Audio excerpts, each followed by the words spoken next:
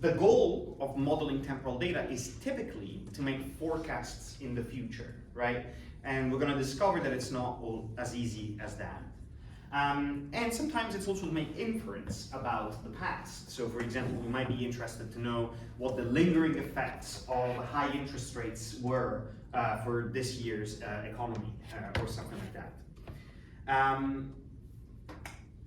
The simplest model that we can use to project into the future is called a random walk. What do you think a random walk represents? I guess just like the steps from like, you know, like the last point just continues on. Yeah, the last point just continues. That's phenomenal, exactly. So if we look at an example of what a random walk forecast looks like, each one of these red lines represents a simulated path for this time series to move forward. This time series, by the way, is just a log of the number of COVID cases in the US, okay? Anyone have problems with me saying the log of? Do you understand what I mean by that? Yes? And so I simulate 30 different paths that this time series could take based on a random walk model. And so a random walk just means that on average, I do what I did yesterday. But I have some deviations from that chain, from what I did yesterday, and these deviations are random. And that's what I mean by a random walk. So when we look at this, the paths that are taken by the series look rather random, and that's the idea of the random walk, essentially. How does the model actually look like? Let's look at it from this perspective. These two mean the same thing. You should be familiar with this sort of writing, right? So on the left, we have the model expressed in terms of the expected value of a normal distribution, and on the right, we have the linear model, which we should all be familiar with. So this is literally straight up a linear regression model, if you look at it. The difference is there are no parameters. So what we can do is we can say, okay, today's value is equal to yesterday's value plus some noise. But this is equivalent of saying the change between today and yesterday is just equal to some noise, some shock value, right? And that's where the random walk idea comes in. Changes between today and tomorrow are random, okay? That's the idea. And they're random, but they're on average equal to 0, and they have a size, a magnitude roughly equal to sigma squared, okay? And that's the idea. That's well, roughly equal to sigma. That's the standard deviation, right? And so there is only one parameter that we have to estimate for a random walk model, and that is this variance parameter, right? If you look at this, this is observed, this is observed, this is unknowable, it's an error term, it's a shock, right? That we can't know it in advance. The only thing we can do is we can estimate on average the size of the shocks, the size of the walk, essentially the steps, the average size of the steps in the walk. Not the direction of it, we have no idea about that, but the average size of the steps. And that's what we can measure with sigma. And sigma is just the variance of the process, so the way we would measure it is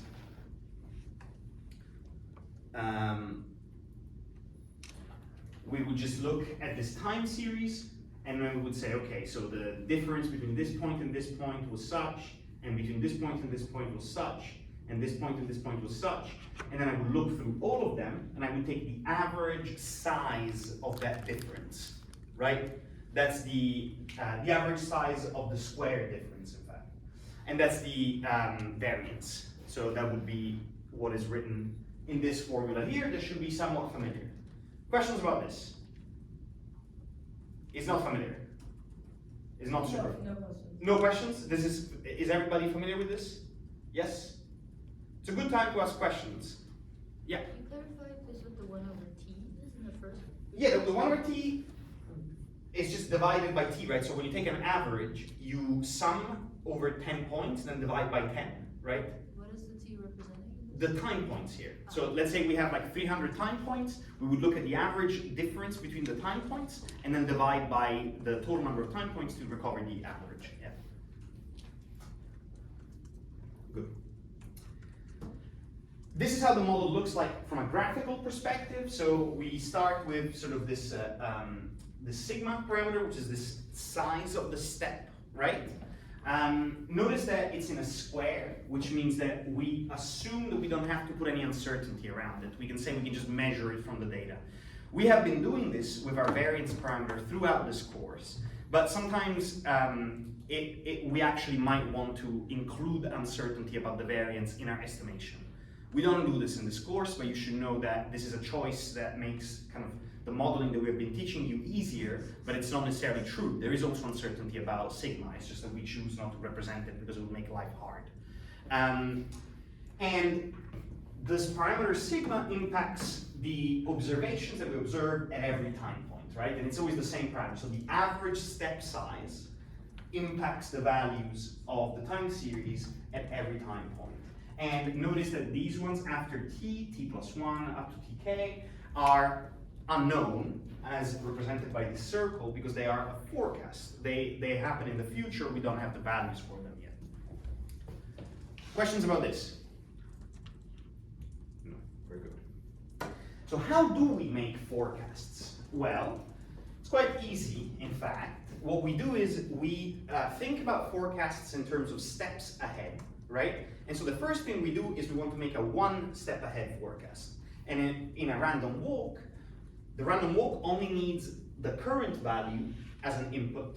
And then we know that it's going to be some sort of normal distribution around this current value that's going to give us the next value, right? So a one step ahead forecast just involves essentially dragging along the past value plus some uncertainty, right?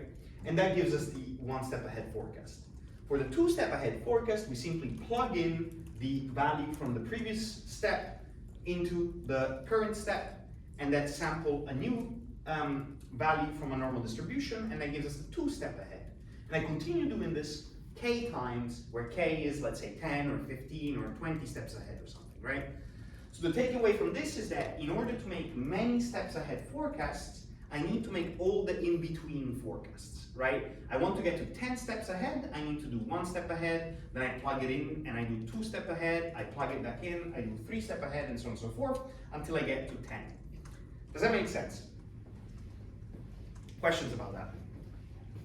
No, it's clear. And this is what my random walk forecasts looks like. What can we say about the mean and the variance of this forecast?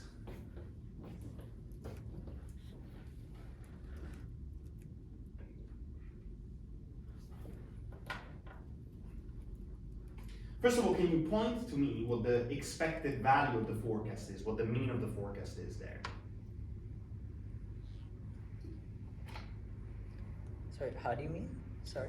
So what is my best guess for the 10, 15, 20 steps ahead forecast, right? I start my forecast here. What is my best guess for the 1, 2, 3, 4, 5, etc. steps ahead forecast of this time series? Yeah. The mean of all the individual predictions. That's great, that's great. And in the random walk though, we have that today's predictions are equal to yesterday's predictions plus some noise, right? And if I do this enough times, the noise will cancel out. So my best guess at the value of the time series in 10 steps will be yesterday's value. Exactly, exactly. And that is exactly what we see here, where we see this dotted line is the expected value of the series. And it's exactly the last available value that we have.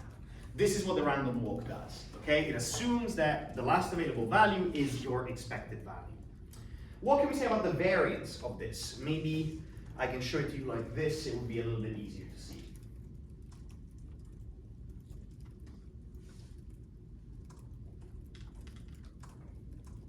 Something about the behavior of the variance over time. What can we say? The uncertainty grows like the further, like the more steps you take. Exactly.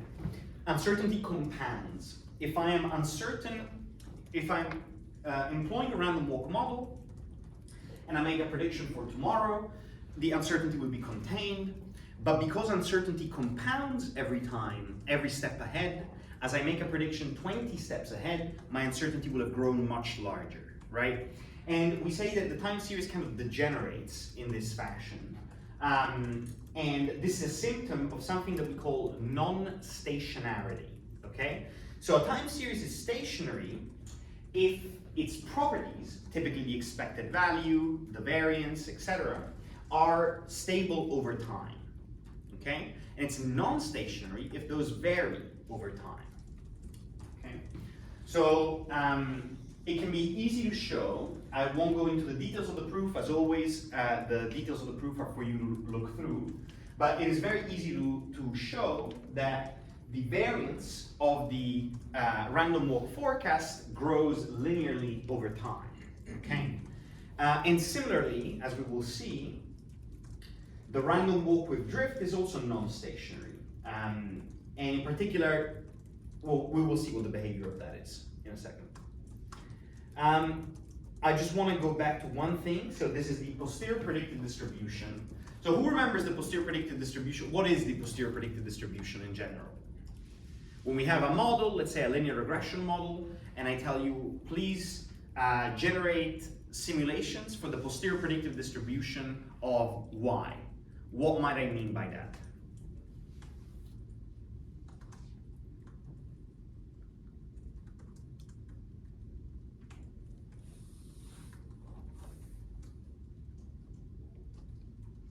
Is it a quantity? Am I asking you to generate simulate? Yeah. The distribution of all the values of y that you predicted? Close. Okay. Close. It's the distributions of a new value of y. Yeah. It's that you're simulating a distribution for a new value of y, one that you did not see in your data set, okay? Now, in the context of time series, when we talk about posterior predictive distributions, we're also talking about forecasts, right? So each step ahead forecast has its own posterior predictive distribution. And so when we do simulations for many steps ahead, we have to concatenate these simulations one into each other, essentially. So we would start by saying, okay, I want to make a k steps ahead forecast. K might be like 5 or 10 or whatever, how many steps ahead I might be interested in. Then I simulate S values for my next step, right? And how do I do that? I do that by simply sampling from a normal distribution with the current value as its mean and the variance as its variance, but the estimated variance as variance parameter. And this allows me to get access to simulations, S simulations, for my one step ahead forecast, right? And then each one of these simulations I plug in, and I plug into a new normal distribution with the same variance, right? And I generate new simulations for 2 steps ahead forecast. And then I do it again to get 3 step ahead forecasts until I get down to my k step ahead forecasts, right? And so this allows me to get 1,000 simulations if S is 1,000, or 100 if S is 100, for each one of my steps ahead forecasts, whether it's 10 or 5, etc., etc. And I can use Monte Carlo methods. Who remembers what Monte Carlo methods are? Yeah. I mean, just like running it again and again, right? Yeah. Basically. So running a bunch of simulations Yeah. over and over, and then taking the mean or the interval or whatever of those simulations, right? And that will allow me to get access to things like these intervals, right? So I have for my, let's say this is a k equals 5, I have 1,000 simulations for k equals 5, and I will look and I'll be able to get the interval, the 70% interval, the 90% interval, and the 95% interval for that k equals 5. And I can do the same for k equals 10, k equals 15, and so on and so forth. Questions about this? Is it clear? Yeah? Questions? No questions. Okay. Then we move on. Random walk with drift. Okay, so this model, again, I'm going to focus on this side here, but that should be pretty familiar. This model is essentially the same as the previous one, but when the previous model, the random walk model, told you that the next step was just random, right? That was the random walk element of it. This says that the next step is random plus drift. So it's on average, it'll be equal to some drift parameter, some constant deviation, right? This drift parameter, let's say it's +2, it means that on average, I will keep increasing by 2 every time point. But then there is noise about it. So on a given walk, I will get -1, on another one I will get +3, on another one I will get +7, but on average I will get a consistent increase of +2 if beta 0 is +2 in my prediction, right? This model can be estimated by maximum likelihood. Who remembers what I mean by estimating by maximum likelihood?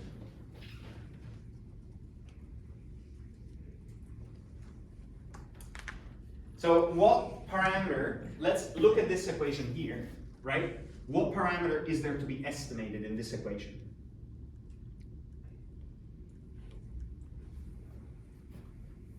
Yeah. YT, is that what we're looking for? Well, YT is observed, right? We know the value of Y at time t today, and we know the value of Y yesterday at time t minus 1, right? So it'd be like YT plus 1, I guess? So indeed, but that would be a forecast, Yeah. right? I'm asking you in this exact equation here, if you treat this just as a linear model, right? As a linear regression, we have Y equals something plus error, right? And typically we're interested in estimating, what is this in a linear model? What do you call this in a linear model? Oh, the intercept. Correct, exactly. So this is just the intercept in a linear model, right? And we estimate it by a maximum likelihood. What does estimating by a maximum likelihood mean? It's not a trick question. Which value of beta 0 might I choose to be my estimate of beta 0? It says in the name, maximum likelihood, right?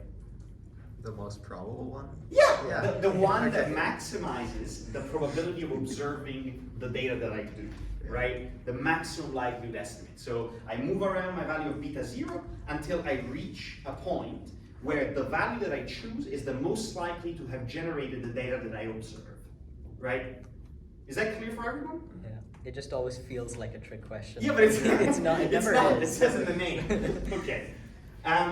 Okay, and then after, so this, now I estimate this parameter beta 0, right? And then I have this parameter beta 0, and then do I know this parameter for certain, or is there uncertainty about it?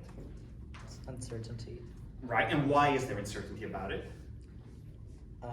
Well, one is like, if we're talking about the two like types, one's stochastic, I guess, right? Yeah, And exactly. The other one is as a result of sampling. Sampling variability, exactly. So if I observe this time series at a slightly different interval, I might get a different value of beta 0 just because the time series is shifted a little bit, right? Exactly. And so how do I, if I am in a linear regression setting and I have uncertainty about my regression coefficient, how do I express the uncertainty around my regression coefficient?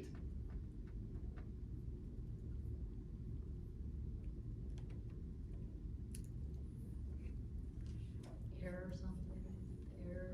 The error, okay, so what do I do? I have my maximum likelihood estimate, and then I say the true value of beta is distributed around this maximum likelihood estimate, right? With some sort of posterior distribution, right? You remember this? Yeah. Yeah. So the uncertainty around my maximum likelihood estimate is expressed as a normal distribution around, where it's mean, it's the maximum likelihood estimate, and the variance is some sort of estimated variance from the model. Okay, so, and then I can make inference about that, right? This is what this says essentially. So my beta 0 is just an intercept from my linear regression model. I have this posterior distribution, which is normal, and I can simulate values of beta 0 by just simulating from a normal distribution with the maximum likelihood estimate as its mean and the standard error of that maximum likelihood estimate as its variance. This should sound familiar. We've done this, I think, 6 times now, 6 lectures in a row. So hopefully that rings a bell. Okay, I'm gonna assume that it does, otherwise I have to kill myself.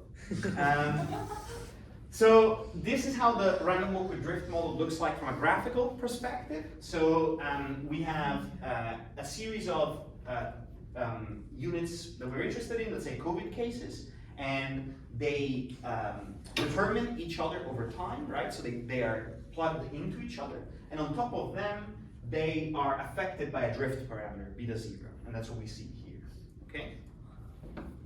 And this is how the forecasts, I have simulated 1,000 different paths with a random walk with drift here. What can we say about the expected value and the variance of a random walk with drift based on this plot? In terms of how they change over time. Yeah. Slowly increases over time. Exactly. So in this, what do you mean there? The variance or the mean? The mean. The mean. So indeed, in this case, beta 0 was positive, so we see a constant increase over time. If it was negative, we would see a constant decrease over time. That's this idea of drift. You're randomly walking, but you're drifting a little bit. So you are ultimately drifting away from the original point, right? Whereas in the original random walk, you were staying stable at the random walk, at the previous value, essentially. Here you're drifting. And what about the variance of the random walk with drift? Is that not increasing too? Absolutely, both are increasing, right? And there is a simple proof that, again, this is for you to go through in your own time, that allows you to see that the mean increases linearly and also the variance increases linearly as did in the original random walk. And so what can we say? Is a random walk with drift stationary or non-stationary? No. Non-stationary, it says on the board. Yeah, So this is like one of those attention checks. Like, it's like, okay, are they even looking? So indeed it's non-stationary, which means it degenerates over time. And actually, if you look at this, it's quite obvious, right? If I ask you to have a 200 steps ahead forecasts, this will be off the charts, right? So remember, these are log COVID cases. So actually, we're talking something about, like, at this point here, we would probably have, more than the population of the Earth as COVID patients, according to this forecast. So not great for long-term forecasting, okay? How do we make posterior predictive distributions for our K step ahead forecasts? Same as before, with the exception that now we have to simulate 1,000 drift parameters on top of everything else that we simulated before. So we first simulate 1,000 drift parameters, then for each one of those simulations, we add the current value to the drift parameter to get the next step. Then we take this next step, add it to the drift parameter again, and get the second step, and continue until K steps. And that gives us the 1,000 simulations for each one of the K step ahead forecasts. Is that clear? Yes? Yep. I know you said that it wasn't great for long-term predictions, but could you say that it's useful at least for like really short-term predictions? Yeah, I would definitely say that. Yeah, actually, what ends up happening in reality is that the standard random walk is the most useful for short-term predictions, because the drift could be, in some specific circumstances, drift can be a useful metric. So for example, let's say you're predicting Bitcoin price or something, then often Bitcoin will get into these regimes where indeed it is like a random walk with drift. So it's drifting up, and every day it's going kind of up and down around that upward drift, right? But traditional like stock market quantities are typically well predicted by standard random walks. So because they, especially for like well-established firms that don't have much movement, they'll sell some and they'll buy some, and it'll be completely random how the expected value fluctuates from day to day, essentially. So yeah, for short-term predictions, it's typically fine. Long-term prediction, this stuff is hopeless because it degenerates. Yeah. Okay. Cool. Good. So just what I just said, random walks, we can sort of live with the non-stationarity of random walks.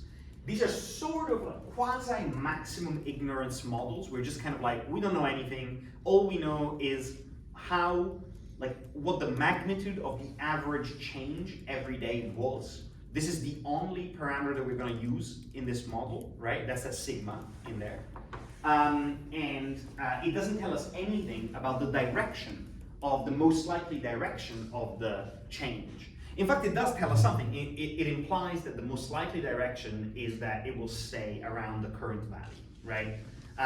But that's typically, that's typically an ignorance maximizing assumption. Like my best guess for tomorrow is today. That's a common baseline, let's say. Yes, and obviously the random walk is not stationary as it degenerates as t goes to infinity. We will only use a random walk in highly uncertain events on short k steps ahead, and the goal is typically to incorporate uncertainty. So like, let's say I have a covariate that varies over time and that I don't have a value for today. Let's say we're unemployment. I don't have today's unemployment value, but I have last month's, right?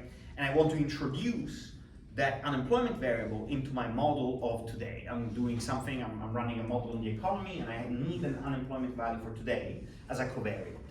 Then because there is uncertainty about the true value of the of unemployment today, I might want to do that with a random walk model, because the random walk will maximize the uncertainty around that unemployment value for today, and that will mean that my estimates of my model that I want to fit will be more conservative, right? So that's the idea. You can use random walks, yes, to forecast a step ahead, but also to incorporate uncertainty from different quantities into your model. That's the idea. Questions about this? No questions.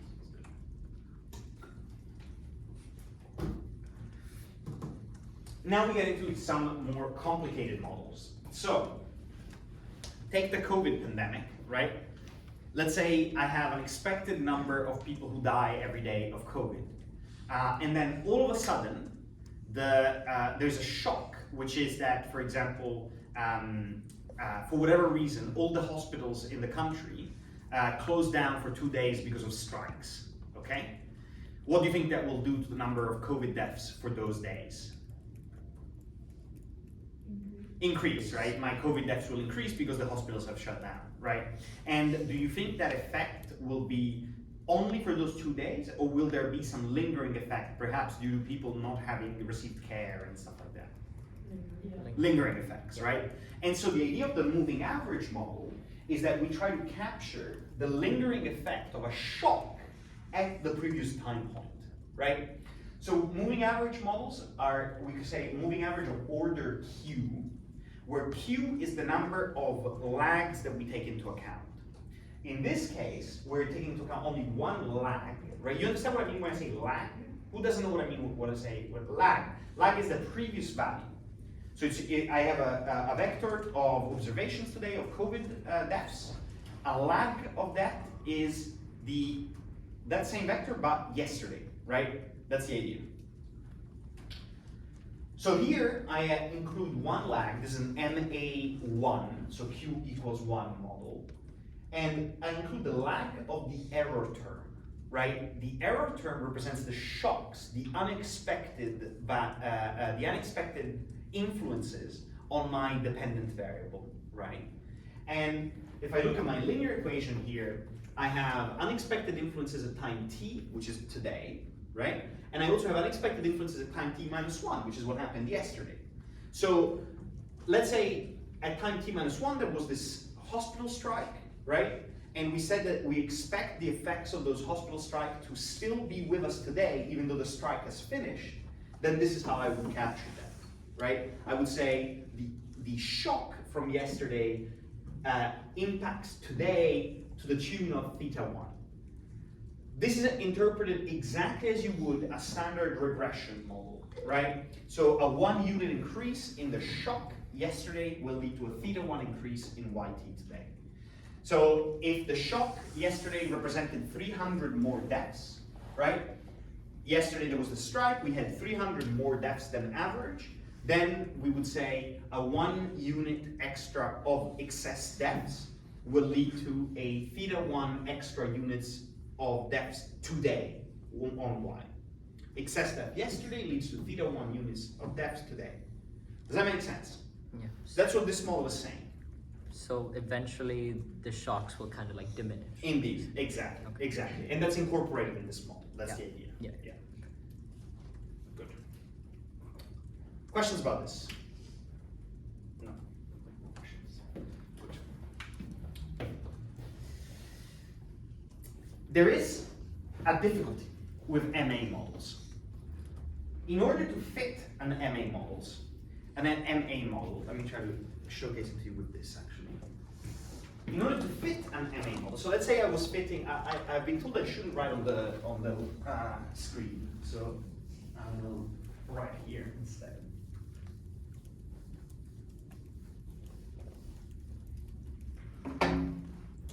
So your standard linear regression model, you have something like this, right? Is that familiar to everyone? Yes. So what is xi, right, represents the value of my covariate at time I. In order to fit a linear regression model, so to find out what the optimal maximum likelihood estimates of alpha and beta are, I have to have all of the x's, right? x1, x2, x3 until xn, right? I have to fit this model all together. Every observation in y has to be matched with every observation in x to discover the optimal combination of alpha and beta that allow x to lead to y. That makes sense, right? So I need, in order to estimate my alpha and beta, I need to know fully my y's and x's, right? What happens if instead of having an x here, I have e t minus 1? Well, how do we typically estimate the error term? We typically estimate the error term by looking at the observations. For an observation I, we estimate its error by looking at the observation minus the predicted value, right? And this allows us to estimate an error term. But in order to get the predicted value, I need values for alpha and beta. Right? Without the estimated alphas and betas, I cannot get the predicted values. If instead of having x, I have e, that means that I need a value of e in order to generate a y hat. But I also need a value of y hat in order to calculate e. So I can't do those at the same time. Does that make sense? Yeah. I can't estimate both my error and my regression parameter, my theta, at the same time, at least not analytically. So what I do, analytically just means by math, right? So what I do instead is I use optimization, right? And this allows me to recover both optimal values of E and optimal values of theta at the same time.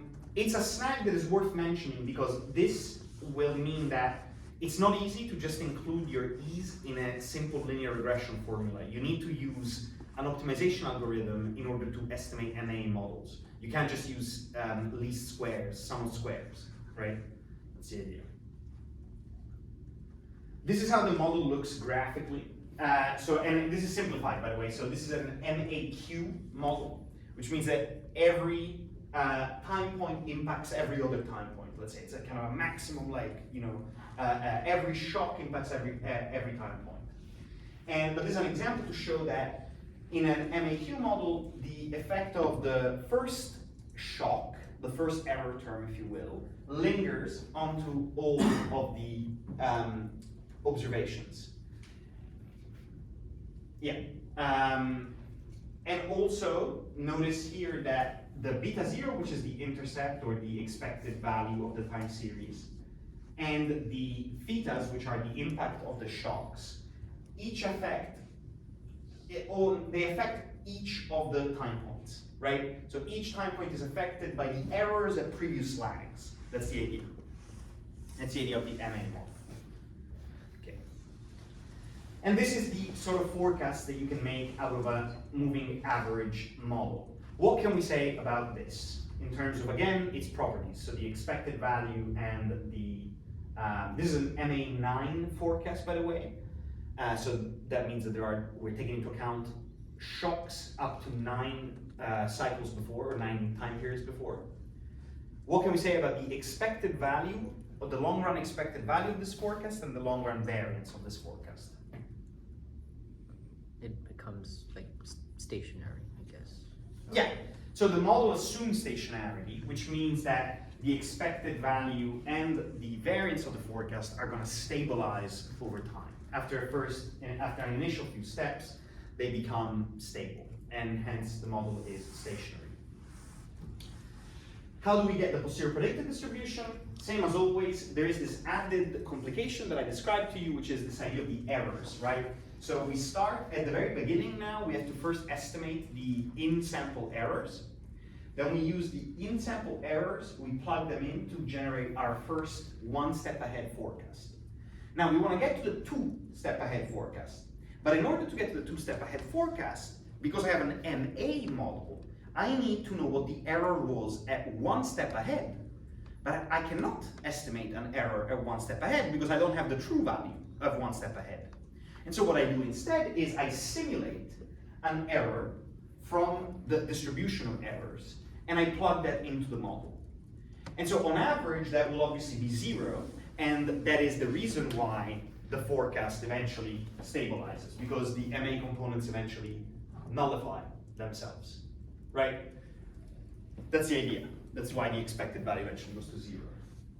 But that's what you get. So then you make a prediction for the one step ahead, then you simulate an error for that one step ahead, and then you plug them in and you make a prediction for the two step ahead, you simulate an error for the two step ahead, and then you plug those in and you repeat and you repeat and you repeat until you get to k steps ahead. Questions?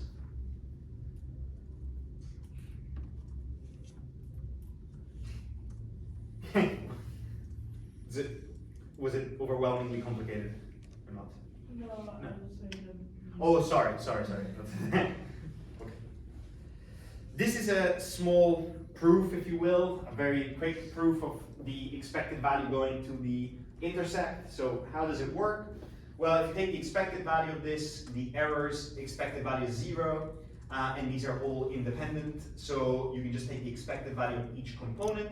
Beta is a constant, so we just get beta, and then every expected value of the epsilons or the errors is 0, so everything else cancels out. So it's easy to see that the expected value of a moving average component is just beta 0, which is its intercept. The variance also has a very similar proof. I'm not going to go too much into it, but essentially it relies on the fact that the variance of the error or the variance of the shock is sigma squared, which we know, right, by definition.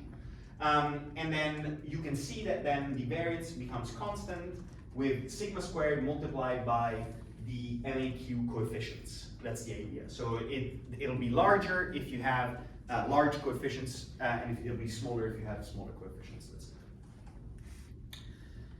I should point out that typically we want the moving average coefficients to be smaller than 1.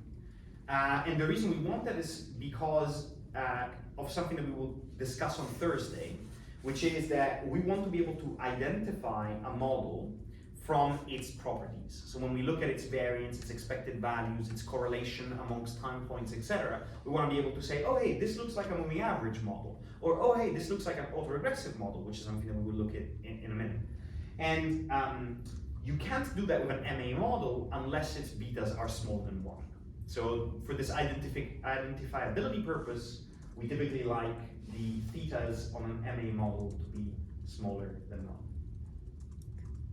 But in general, moving average models, stationary, lag of shocks taken into account. We take into account the lingering effects of shocks at previous time points. That's the idea. Questions about this? No, easy. Okay. Then we have the autoregressive model. So the autoregressive model, called autoregressive because it's literally regressing the dependent variable onto itself, right, onto previous values of itself, is just, this should look very much like a heterogeneous expectation linear regression model, right? This should look very familiar. Please tell me if it doesn't look very familiar. Yeah, so this is literally as simple as one of the covariates in my model is the lag of my observation, of my dependent variable. That's it. Everything else is the same as a traditional linear regression model. Which also means that I estimate it using maximum likelihood, and I take my maximum likelihood estimates of betas, and there's uncertainty around them, and I represent this uncertainty using a multivariate normal distribution. Does this ring a bell? Yeah, I see some nods, yes.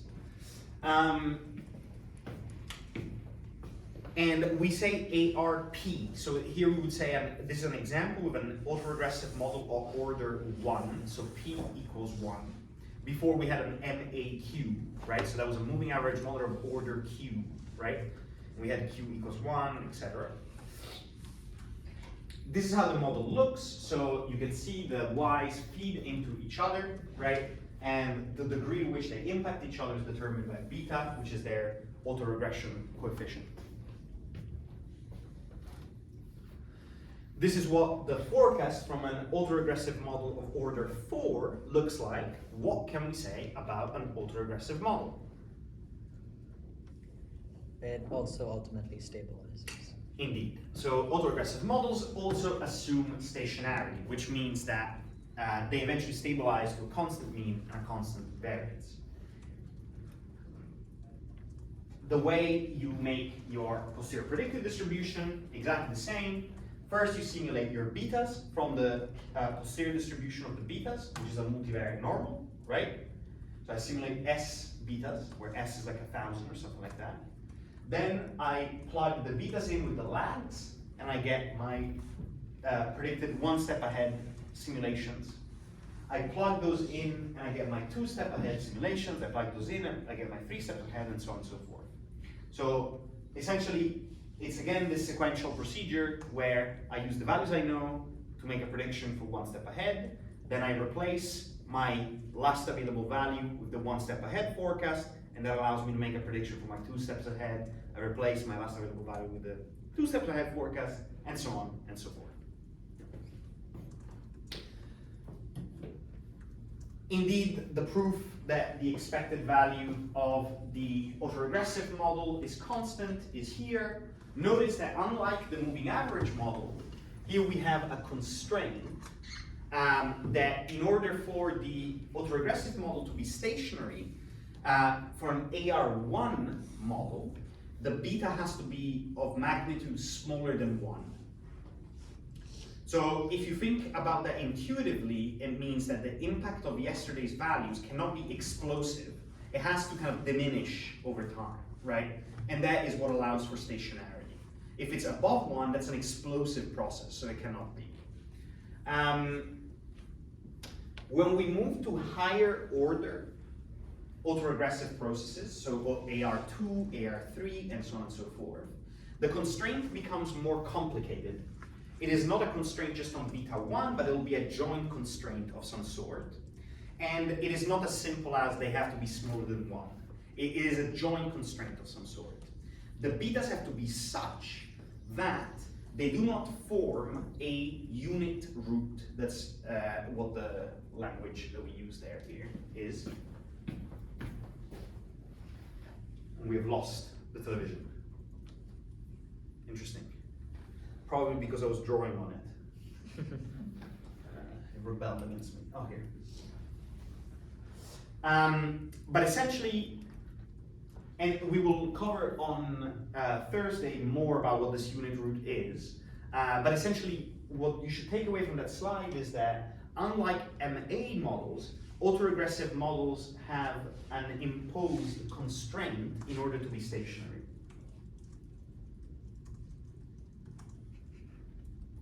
Moments of suspense. Oh, we're good.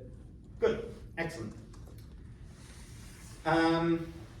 But we will cover more on these constraints for autoregressive models and what it means for a model to be stationary on Thursday. And we will also cover some statistical tests that we can use to detect whether there is this unit root or not, and therefore whether the AR model is stationary or not. We'll do this on Thursday.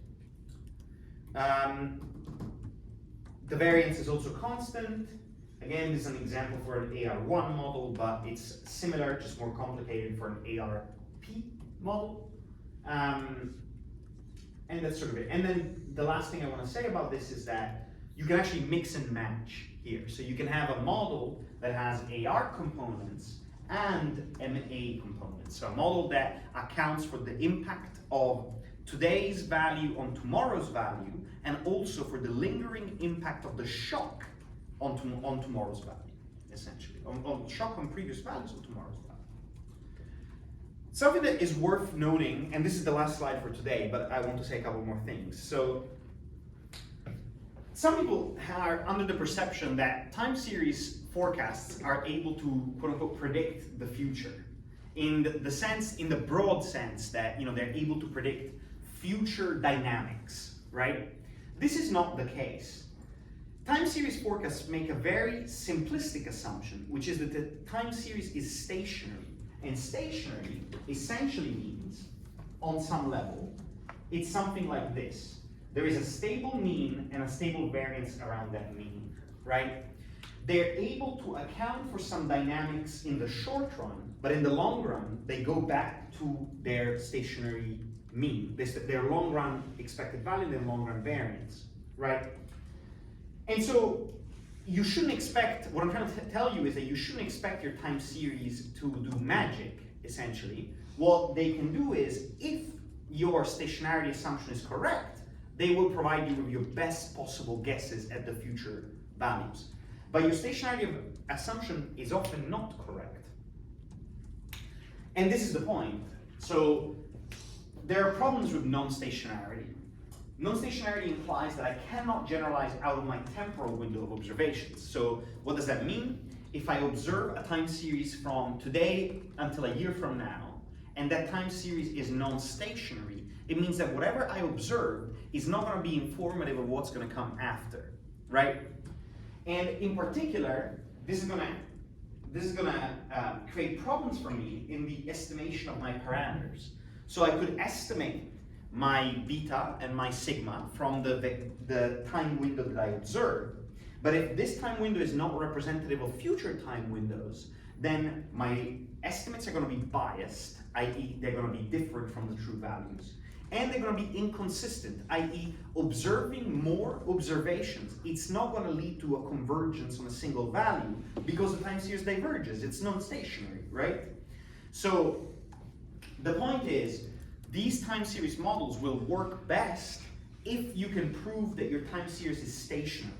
And we will cover on Thursday ways in which you can make your time series more stationary. As a general note, I hardly ever use time series models exclusively when I have to make forecasts. Typically, I will have some time series elements in my model, and then I will add also a series of covariates, right, in the same traditional regression model framework. This is sometimes called ARMA X, where X stands for the covariates, right, that I can add. And this is a much more powerful tool than just relying on the temporal dynamics. You can enhance your model with temporal dynamics, especially in the short-run forecasting realm, but in the long-run forecasting, it's almost always hopeless because unfortunately in the real world, no time series is truly stationary in the long run. They might be in the short run under certain regimes, but not in the long run.